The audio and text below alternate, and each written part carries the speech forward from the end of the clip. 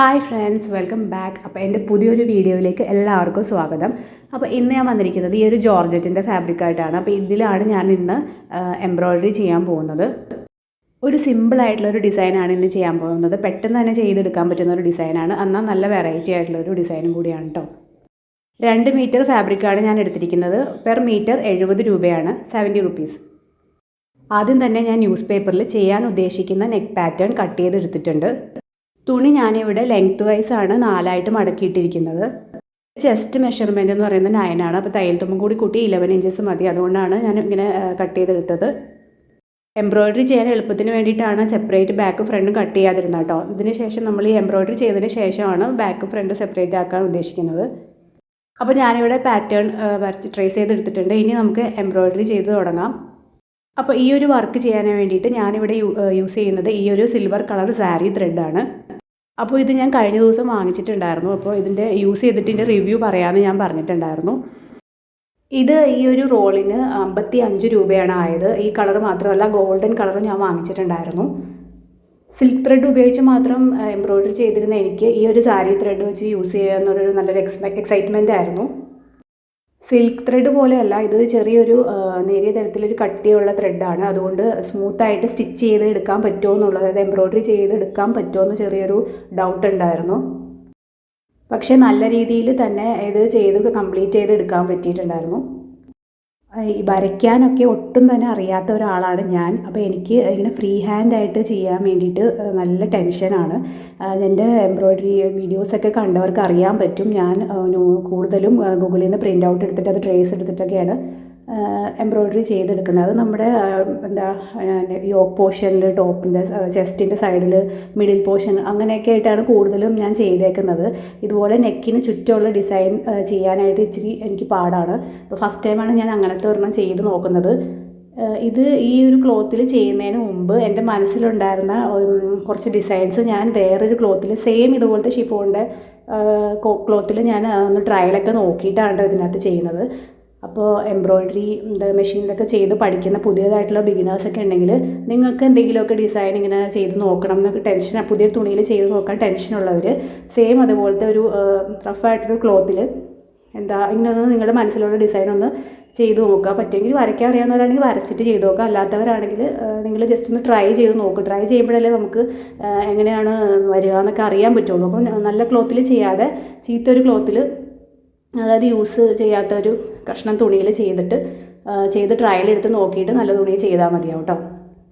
ഞാനിപ്പോൾ ഇവിടെ ഈ നമ്മൾ വരച്ച് വെച്ചേക്കുന്നതിൽ ഒരു സാറ്റിൻ സ്റ്റിച്ച് 3 ആണ് ഒരു ഫുള്ളായിട്ട് ആ ഒരു വരച്ച പാറ്റേൺ ആ ഒരു ഷേപ്പിൽ അങ്ങ് സ്റ്റിച്ച് ചെയ്തെടുത്തിട്ടുണ്ട്.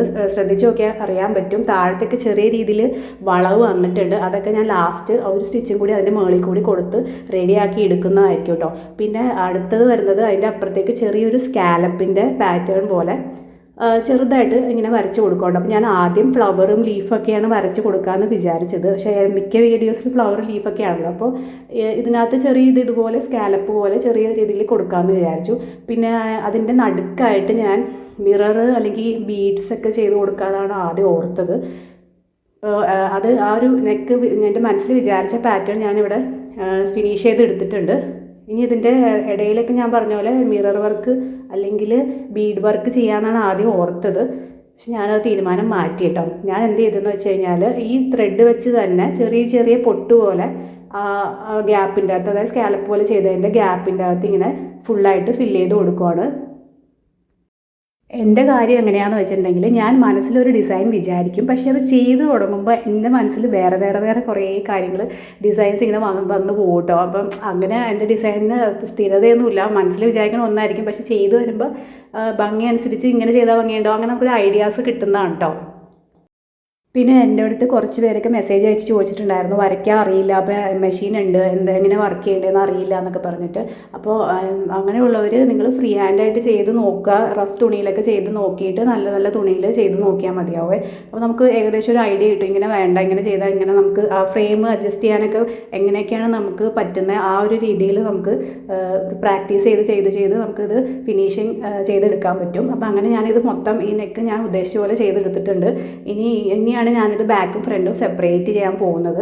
ഇത് കണ്ടില്ലേ, ഇങ്ങനെയാണ് ഇത് വരിക കേട്ടോ. അപ്പോൾ നമുക്കിത് കട്ട് ചെയ്തിട്ട് നെക്കും അധികം പണിയൊന്നുമില്ല, ലൈനിങ് ഒന്നും വെക്കാതെയാണ് സ്റ്റിച്ച് ചെയ്യുന്നത്. ഇത് ഞാൻ ആക്ച്വലി നമ്മുടെ മൂങ്കോഡസ് ഇല്ലേ, മൂങ്കോഡസിൽ കണ്ടിട്ട് ഇൻസ്പയർ ആയിട്ടുള്ളൊരു മോഡലാണ്. അതിൽ ഇപ്പോഴൊന്നുമല്ല, കുറേ നാൾ മുമ്പുള്ള മോഡലാണ്. അതാണ് ഞാൻ ആ ഒരു മോഡലാണ് ഇന്ന് സ്റ്റിച്ച് ചെയ്യാൻ ഇങ്ങനെ ചെയ്തെടുക്കാമെന്ന് വിചാരിക്കുന്നത് കേട്ടോ. അപ്പോൾ ഇത് ഞാൻ നെക്കൊക്കെ ഫിനിഷ് ചെയ്ത് കഴിഞ്ഞപ്പോൾ ചെറിയൊരു മിനുക്ക് പണിയും കൂടി ചെയ്യാമെന്ന് ഓർത്ത് കണ്ടത്. ഇവിടെ ഒരു ചെറിയൊരു ക്രോസ് പീസ് വെച്ച് അടിച്ചപ്പോഴത്തേക്ക് ഇവിടെ ചെറിയൊരു ഗ്യാപ്പ് പോലെ വന്നു. അപ്പോൾ ഞാൻ ആ ഗ്യാപ്പ് ഫില്ല് ചെയ്യാൻ വേണ്ടിയിട്ട് ഈ ഒരു സ്റ്റോണിൻ്റെ ലേസ് ജസ്റ്റ് ഒന്ന് ഇവിടെ ഒട്ടിച്ചു കൊടുക്കാമെന്ന് വിചാരിച്ചേ. അപ്പോൾ ആ ഒരു എന്താ പറയുക, അങ്ങനെ വൃത്തികേടൊന്നുമില്ല, എന്നാലും ആ ഒരു ഭംഗി ഏറ്റവും കൂടി ഭംഗിയാവുമല്ലോ എന്ന് ഓർത്തിട്ട് ഞാൻ ഇവിടെ ഫാബ്രിക് ഗ്ലൂ വെച്ചിട്ടാണ് ഇത് ഫുള്ള് മൊത്തത്തിൽ ആ ഒരു ഷേപ്പിൽ ഒട്ടിച്ചു കൊടുക്കാൻ പോവാണ്.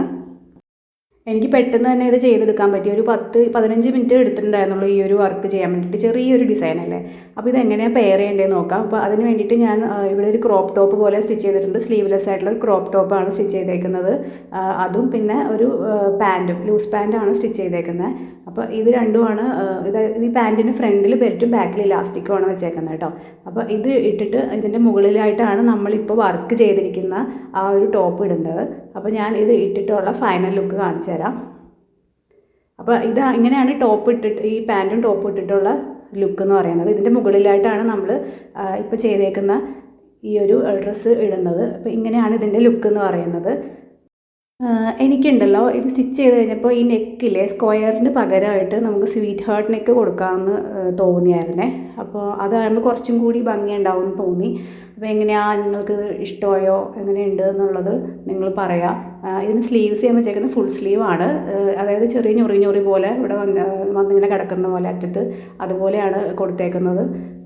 അപ്പോൾ എങ്ങനെയുണ്ട്, നിങ്ങൾക്ക് ഈ വീഡിയോ ഇഷ്ടമായോ ഇല്ലയെന്നുള്ളത് പറയാം. അപ്പോൾ അടുത്ത വീഡിയോയിൽ പുതിയൊരു ഡിസൈനായിട്ട് കാണാം. അതുവരെ love you all, take care, by.